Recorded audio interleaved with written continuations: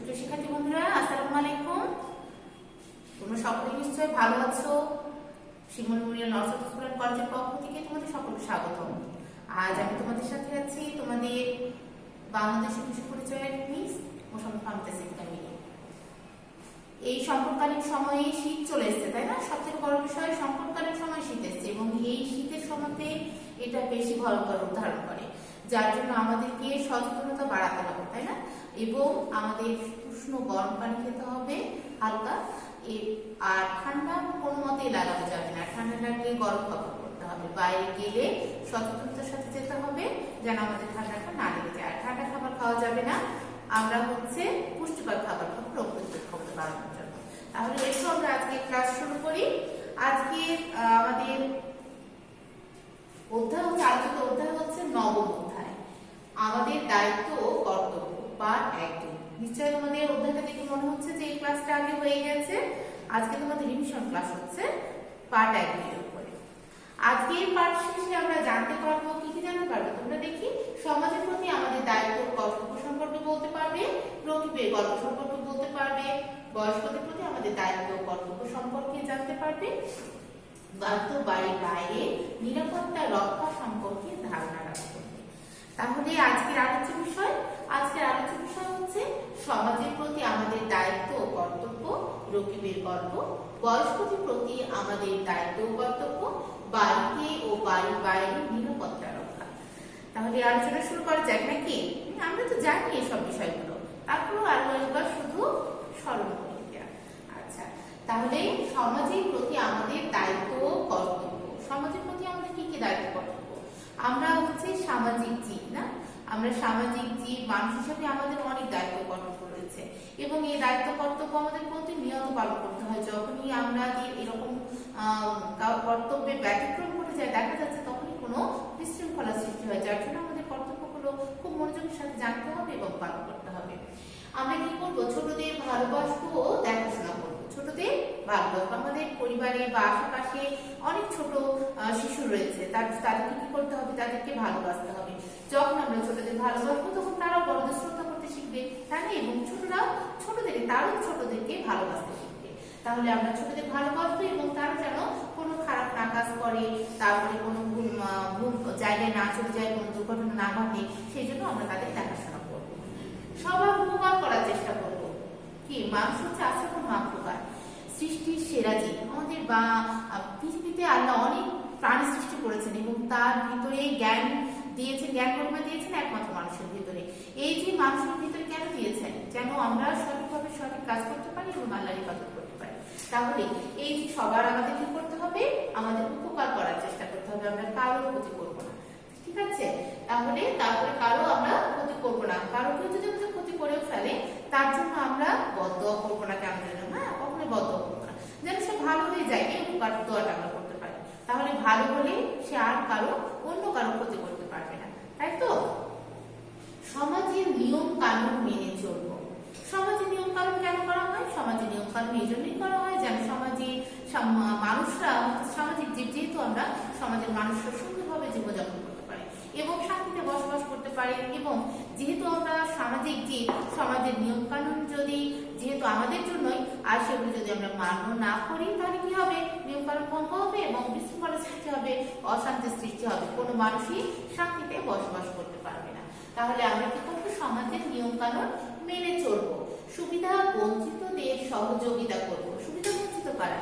যারা দেখা যাচ্ছে সঠিকভাবে সমান সুযোগ সুবিধা পায় না, তারাই হচ্ছে সুবিধা বঞ্চিত। যারা মৌলিক অধিকার থেকে বঞ্চিত, তারা সুবিধা বঞ্চিত। যারা পরিবারের আদর থেকে বঞ্চিত, তারাও সুবিধা বঞ্চিত। তাহলে এই যে সুবিধা বঞ্চিত মানুষজন রয়েছে, তাদেরকে আমরা সাহায্য করার চেষ্টা করবো, তাই না? তাহলে আমরা সুবিধা বঞ্চিতদের সহযোগিতা করবো। বয়স্কদের শ্রদ্ধা করবো। একটু আগে আমরা বলবো, ছোটদের ভালোবাসবো, দেখাশোনা করবো, কিন্তু কি করবো? এখানে লেখা আছে বয়স্কদের শ্রদ্ধা করবো। তাহলে আমরা যখন ছোট ছিলাম, যখন আমাদেরকে দেখেছি আমরা যে বড়রা বড়দের শ্রদ্ধা করেছে, তাহলে আমরাও শিখেছি যে বয়স্কদের শ্রদ্ধা করতে হয়, ভালোবাসতে হয়, তাদেরকে সহযোগিতা করতে হয়। তাহলে আমরা বয়স্কদের কি করবো? সহযোগিতা করবো। তাদের কোনো কাজে অসুবিধা হলে তাদের একটু কাজে হাত লাগিয়ে দিব, তাই না? তাহলে কি হবে, তাদের একটু উপকার হবে, আরাম হবে।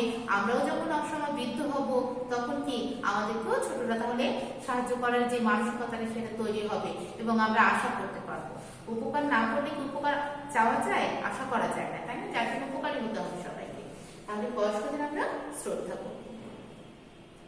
আমরা এখানে একটি ছবি দেখতে পাচ্ছি, সুবিধা বঞ্চিতদের সহযোগিতা করা। এই যে এখানে হচ্ছে 1 টাকায় আহার, এখানে কিছু সংস্থার মানুষ হচ্ছে সুবিধা বঞ্চিতদের বা সহযোগিতা করছে, সাহায্য করছে, সাহায্যের হাত বাড়িয়ে দিচ্ছে। এখানেও দেখা যাচ্ছে যে শিশুদেরকে খেতে দেওয়া হয়েছে, যারা অনাহারে থাকে বা সঠিকভাবে খেতে পায় না, তাদেরকে খাদ্যের ব্যবস্থা করে দিয়েছে, তাই না? তাহলে আমরাও যদি এরকম করে একদিন খাদ্যের কাউকে দিতে পারি তাহলে কিছু মানুষের তো উপকার হবে, আমরা সাহায্যের হাত বাড়িয়ে দেব। বড় ছোটদের প্রতি স্নেহ ভালোবাসা। এই যে এটা হচ্ছে ছোটদের হাত, এটা হচ্ছে বড়দের। বৃদ্ধ বয়সে যখন মানুষ অসহায় হয়ে যায়, একাকিত্ব ফিল করে, তখন তারা সঙ্গী চায়। হ্যাঁ, এই যে সঙ্গী চায় যেহেতু, তার জন্য কি করতে হবে, আমরা যখন সাহায্যের হাত বাড়িয়ে দেবো তার কাছে অনেক ভরসার একটা জিনিস মনে হবে, ভালো লাগবে। এই ভালো লাগার অনুভূতিটা আমরা বয়স্কদের দিব। এখানে দেখা যাচ্ছে মা তার সন্তানকে আদর করছে, তাই না? তাহলে অনেক সন্তানের মা বাবা নেই, পরিবার নেই, তারপরে বসবাস করার জায়গা নেই, তাহলে আমরা এরকম ধরনের সহযোগিতার হাতগুলো বাড়িয়ে দিব। বড়দের শ্রদ্ধা করবো এবং ছোটদের স্নেহ করবো। সমাজের সম্পদ সংরক্ষণ করা। সমাজের সম্পদ কেন তৈরি করা হয়? যেন আমরা সুযোগ সুবিধাগুলো সঠিকভাবে পাই, আমাদের কোনো কাজে বাইরে যেতে না হয়, অনেক দূরে যেতে না হয়, অনেক চলাফেরা করতে আমাদের সুবিধা হয়। এই জন্য বিভিন্ন সম্পদ সমাজে তৈরি করা হয়। এবং এই সমাজের সম্পদ যদি আমরা সংরক্ষণ না করি তাহলে দেখা যাচ্ছে আমাদের চলাফেরা করে অসুবিধা হয়ে যাবে। আবার কোনো কিছু উপার্জন করা বা কোনো কিছু নিয়ে আসা প্রয়োজনীয় তাগিদে কোনো কিছু সাথে সংগ্রহ করা, সেটা অসুবিধার সম্মুখীন হবে। যার জন্য আমাদের সমাজে যেসব সম্পদগুলো রয়েছে, রাস্তাঘাট, খেলার মাঠ, বিভিন্ন প্রতিষ্ঠান, সেগুলো আমাদেরকে সংরক্ষণ করতে হবে। এটা আমাদের সুবিধার জন্য। যেমন পার্ক, আর সমাজের সম্পদ কি পার্ক, খেলার মাঠ, তারপরে কি কমিউনিটি ক্লিনিক ইত্যাদি বিষয়। তাহলে কি বলছে এখানে, পরবর্তী হচ্ছে রাস্তায় নিরাপদ থাকা। আমরা সবসময় রাস্তায় চলাফেরা করি, তাই না?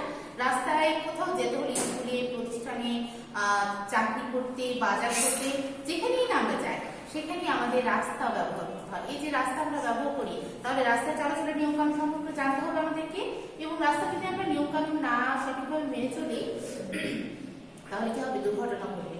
এবং এই দুর্ঘটনাতে দেখা যাচ্ছে হাত ভেঙে যেতে পারে, পা ভেঙে যেতে পারে, আবার অনেক সময় মৃত্যু হতে পারে। তার জন্য আমাদের রাস্তায় নিরাপদ থাকার জন্য রাস্তার নিয়মকানুনগুলো আমরা মেনে চলবো।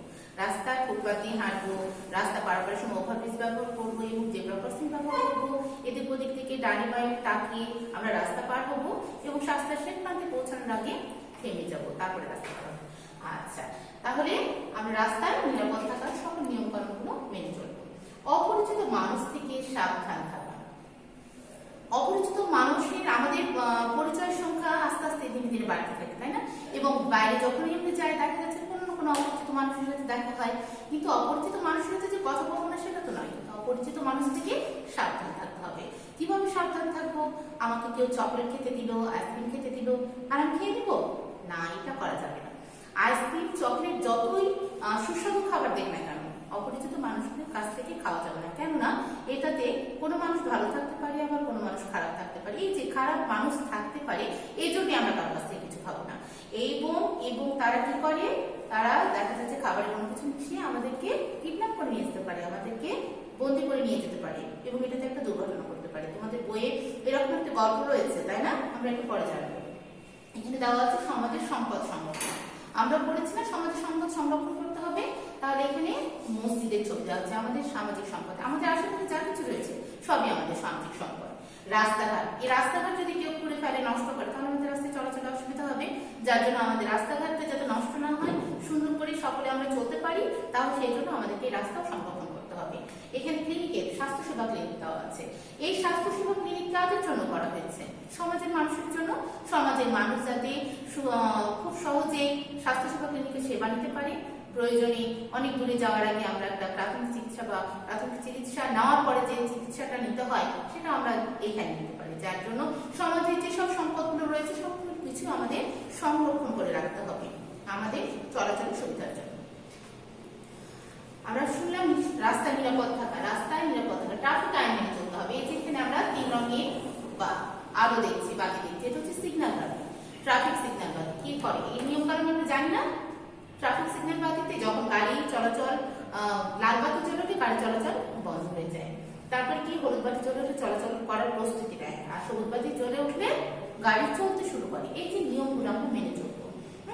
তারপর হচ্ছে কি আমরা রাস্তা পারার সময় জেব্রা ক্রসিং এর কথা বললাম, সাদা বা হলুদ রঙের যে দাগ দেওয়া থাকে রাস্তা আড়াআড়ি ভাবে সেটাকে জেব্রা ক্রসিং বলে। এবং এই জেব্রা ক্রসিং দিয়ে যখন রাস্তা দুই সাইডে থেমে যাবে তখন আমরা এই জেব্রা ক্রসিং দিয়ে রাস্তা পার হব। রকিবের গল্প, না রকিবের গল্প আমরা বললাম যে রকিবের এরকম ধরনের একটা ঘটনা ঘটেছে। তাহলে রকিব কি হয়েছিল? রকিব খেলতে গিয়েছিল বাইরে, সন্ধ্যার সময় বিকালে খেলতে গিয়েছিল, সন্ধ্যার সময় বাড়ি ফিরে এলো না।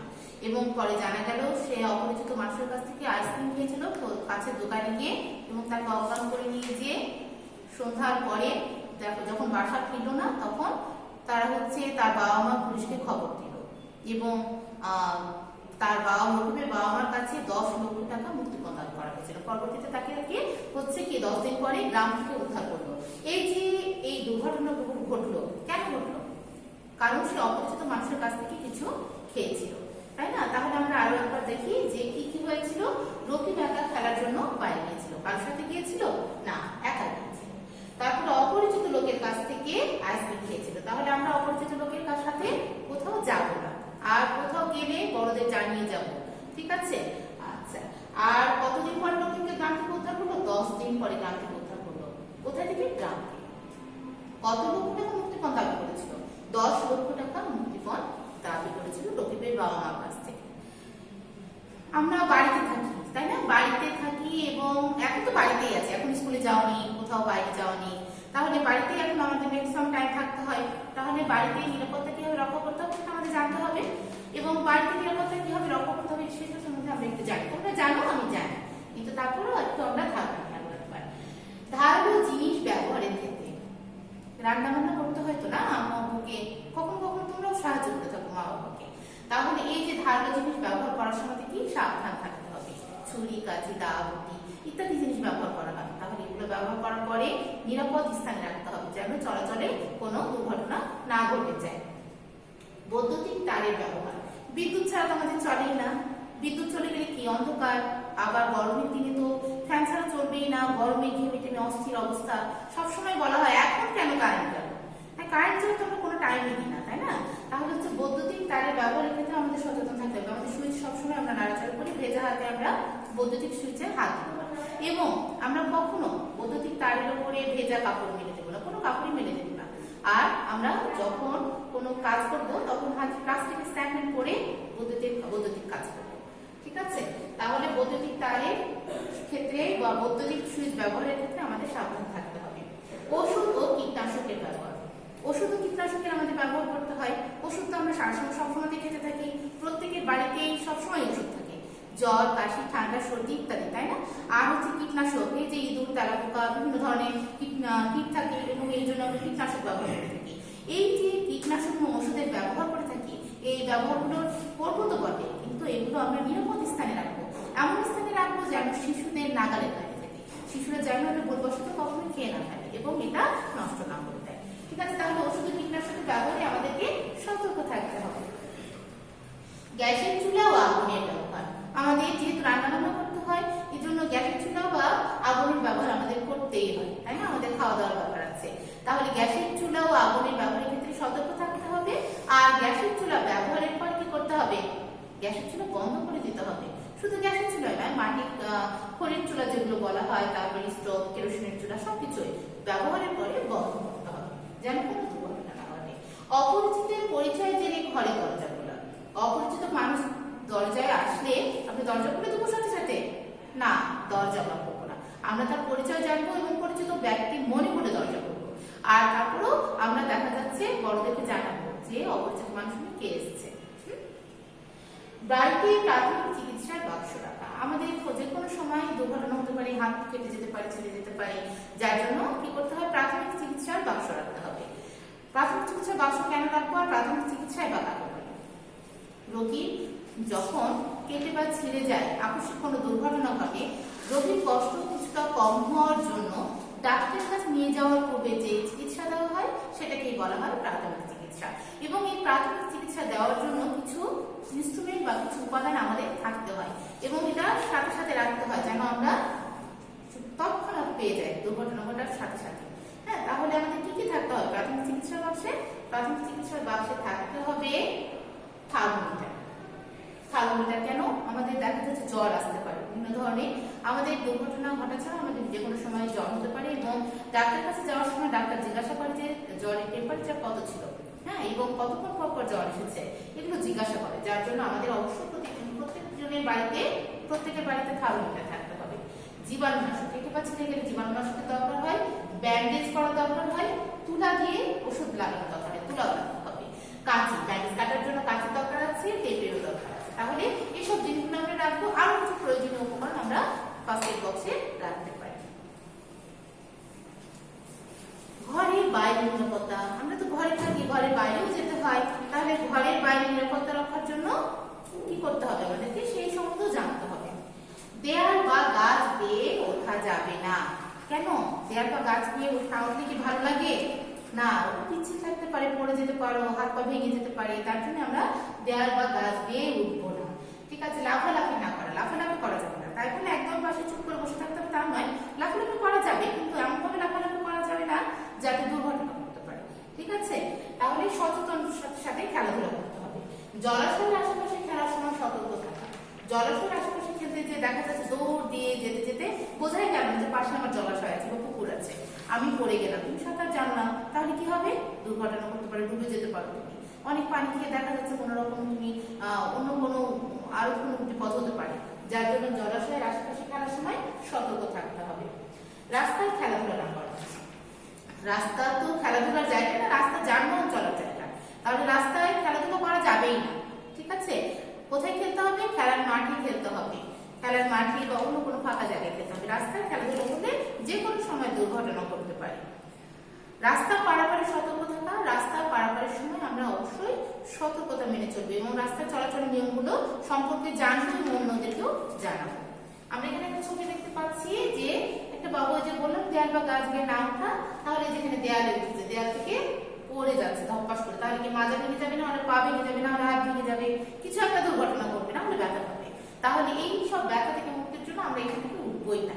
ঠিক আছে, এখানে কি করছে? এখানে গাছের ডাল, গাছে উঠেছিল বাবুটা, তারপরে ডাল ভেঙে পড়ে যাচ্ছে, তাহলে এখানেও যে কোনো দুর্ঘটনা ঘটতে পারে। কি করতে পারে? হাত ভেঙে যেতে পারে, পা ভেঙে যেতে পারে। তাহলে গাছ বেয়ে ওঠা যাবে না গাছের উপরে। আমাদের পার্ট 1-2 শেষ হয়ে গেল। আশা করছি তোমরা খুব মনোযোগ দিয়ে ক্লাসটা করেছো এবং তোমাদের যেহেতু সবই জানা, তোমরা চেষ্টা করলে সকল আনসার করতে পারবে। তাহলে আমি একটু ধরি, তুমি কি কি বলতে পারছো না, তোমরা নিজে নিজে বলার চেষ্টা করবে। কখন বৈদ্যুতিক তার ধরা উচিত নয়? কখন? খালি পায়ে বা ভেজা হাতে বৈদ্যুতিক তার ধরা উচিত নয়। ওষুধ ও কীটনাশকের গায়ে নাম লিখে রাখতে হবে কেন? ওষুধ ও কীটনাশকের গায়ে নাম লিখে রাখতে হবে এজন্য যেন ভুলবশত কেউ খেয়ে না ফেলে, তার জন্য ওষুধ ও কীটনাশকের গায়ে নাম লিখে রাখতে হবে। সমাজ ও রাষ্ট্রের প্রতি আমাদের কি রয়েছে? সমাজ ও রাষ্ট্রের প্রতি আমাদের দায়িত্ব ও কর্তব্য রয়েছে এবং এই দায়িত্ব কর্তব্য আমাদের পালন করতে হবে, অবশ্যই পালন হবে। কাজের সঙ্গে আমাদের কোথাও যাওয়া উচিত নয়। অপরিচিত মানুষদের সঙ্গে আমাদের কোথাও যাওয়া উচিত নয়। গ্যাসের চুলা ব্যবহারের পর কি করা উচিত? গ্যাসের চুলা ব্যবহারের পরে কি বন্ধ করা উচিত, না হলে দুর্ঘটনা ঘটতে পারে। তাহলে আগামী দিন তোমাদের নবম অধ্যায়ের উপর পার্ট 1-2 উপর রিভিশন টপ ক্লাস 1 নেওয়া হবে। তোমরা আশা করি ভালো থাকবে ইনশাআল্লাহ, আর পড়াগুলো সঠিকভাবে কমপ্লিট করবে আর লেখাগুলো সুন্দর করার চেষ্টা করবে। ভালো থাকো।